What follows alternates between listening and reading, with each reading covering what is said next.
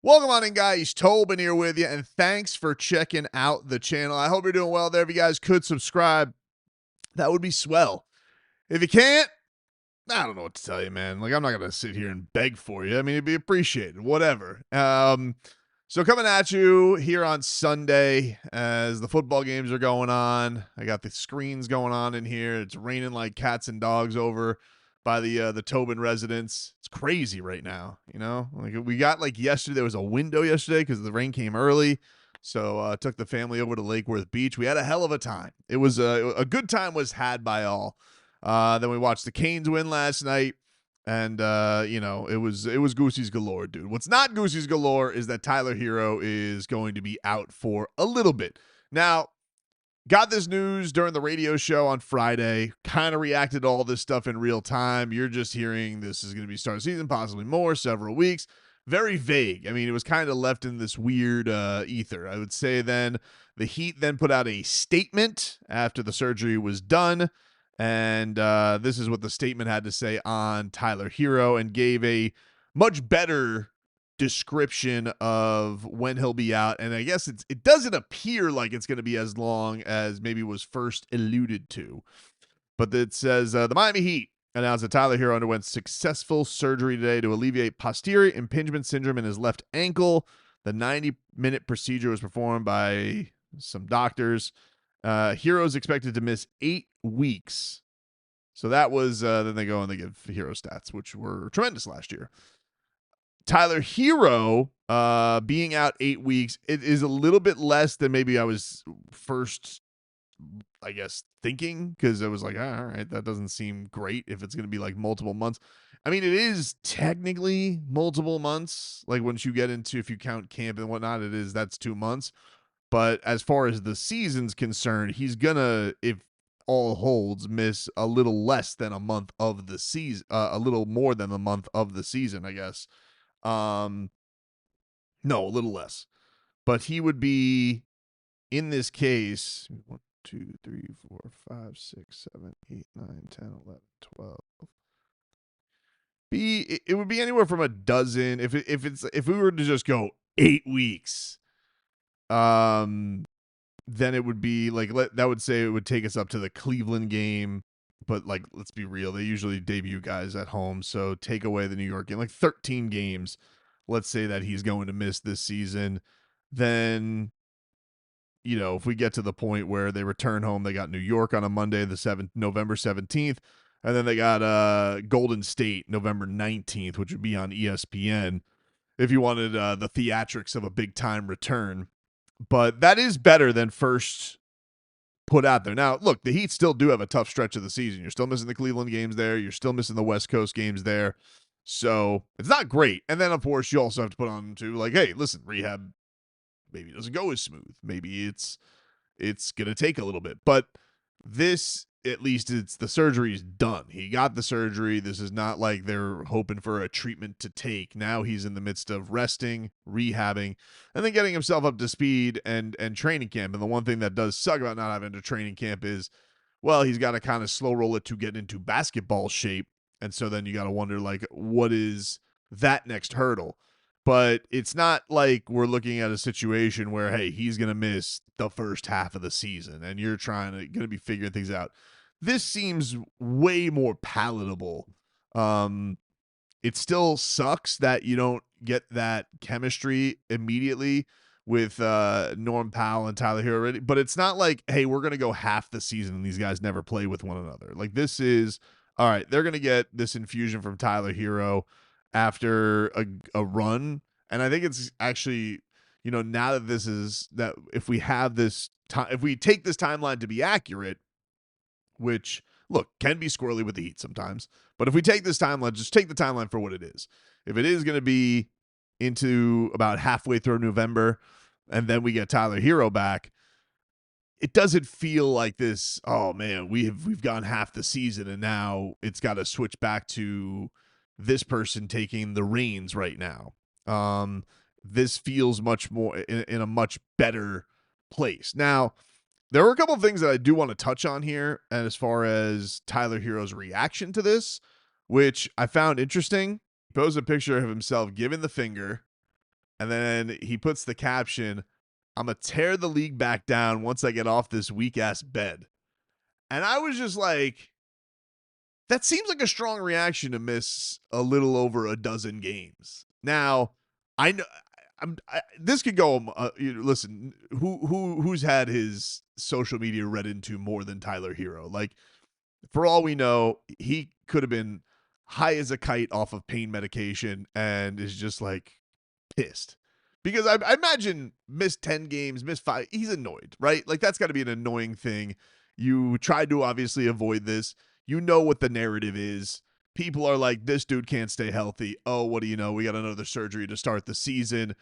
Best case scenario, he's going to miss a little over a dozen games. Like, that's the best case scenario. So that could piss one off. But I just found it to be a caption. I'm like, well, dude, you didn't tear your Achilles. Like, you didn't have like the. I almost feel like Tyrese Halliburton would say that if he was going to be gone for a season, and then like, the comeback's going to be greater than ever. Like, Tyler Herro giving the finger to whatever, just the injury. I'm gonna take it as the injury. I don't know. This could be to the haters. This could be to the idea that the team's gonna be better off without him. This could be off to his negotiations. This could just be because that weak ass bed sucked and he was annoyed, and maybe he had a nurse that gave him the wrong jello. I don't know, dude. Again, we probably read way too much into Tyler Herro's social media as it is. I was just like, the one thing I was just like, I hope that's the one thing I was just concerned. I was like, I hope that's not a sign that this is going to be longer than we hear that it is. Because again, the Heat with their injury timelines, squirrely at best. So I hope that it is just the 8 weeks. But the idea that he puts a post like that, I was like, that seems like I took that as, if he's not high as a kite off of pain meds, because that could happen. He's just coming out of surgery. Then is he more concerned about this, or this is going to be a thing, or is he just annoyed that this is happening? So I don't know. I don't know what to make of that. The next day, he then posted on social media, on X, he posted, "Everything happens for a reason," with a prayer emoji and then a heart emoji. Very sweet. So seems to have maybe chilled out a little bit more and is like, all right, this is what it is. Get after it. But when I first saw that first time, I was like, man, I hope this isn't worse than they're letting on, because that seems like a reaction I would have if it was worse than I was letting on, or again, somebody brought me the wrong jello. So then there was that. And then he even did post a photo of himself in the hospital with his foot wrapped on up with the injury. So there you go. He's now going to be on the mend for the Miami Heat as they try and figure this thing out without him here. But yeah, I was just I just took that stuff and I was like, well, what to make of the social media posts afterwards, if we're to make anything of it.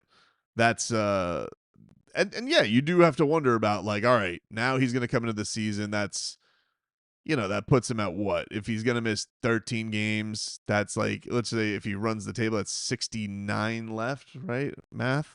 So that gives you, give or take, 4 games to still make all NBA or win awards and all that, which, obviously could skyrocket the contract to a big, big place. But if Tyler Herro had that kind of a season, I would say, the Heat are going to be in a pretty awesome place if that were to be the case. Because it does, like, the East, All-Stars, I think that he could get multiple All-Stars this year. Tyler was an All-Star last year, though. And I will say, you miss up to mid-December, that's still palatable. Like, he could still make the All-Star team from that as well. That doesn't feel unattainable as far as it comes with being an All-Star. But it would be a nice thing if the Heat could get Bam and Tyler back in the All-Star game this year. I think it would speak really big things. And then I do think that, this is going to be an interesting thing for Bam, too. Bam has the opportunity right now with the start of this season that the ball is going to be, in his hands, as far as like, hey, no first half slump this year. We kind of need the big man to get after this thing real early. And we got some, there's some big time matchups for Bam in the early going between Orlando and the size that they bring, Memphis, Jaren Jackson Jr., I mean, he always plays him pissed off. Him and Karl Anthony Towns is always a big-time matchup. Wembanyama, him, and then slash Kalel Ware, who I have another video I want to get to. I'm going to talk about Kalel. LA, doesn't have AD anymore, so that's like the DeAndre Ayton showdown. Zubac, he needs to get some revenge off Zubac. A lot of people have it on these lists. Bam.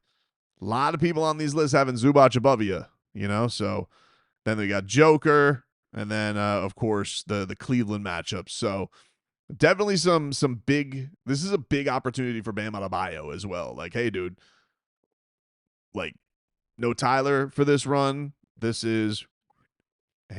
I'm very curious to see like what the start of the season's going to be like for Adebayo. But I will say, dude, this was really cute. Did you see this where Asia Wilson was named WNBA MVP, her fourth, and the commission, they've been doing very cool things to award these awards. They've been giving them out on talk shows. I got to say, they've been doing it better than the NBA does. The NBA, when they do these awards, first of all, the NBA takes forever with these awards. Let me just tell you something the WNBA does that I like. The season's over. Hey, let's get to the awards. Let's figure this out. How long it took to get for Shea to get his friggin' MVP last year? Like, we had to wait. Did it take till the conference finals last year? I think it did. I was like, what the hell? What was that? Season ends. Give the awards out the next week. What are we waiting for? We know the awards are in. I don't understand this. The WNBA is just like, oh, the season's over. How about we give the awards away in the first week? Is that so hard? I mean, I know their playoff series are shorter, but anyway, I'm getting off the point.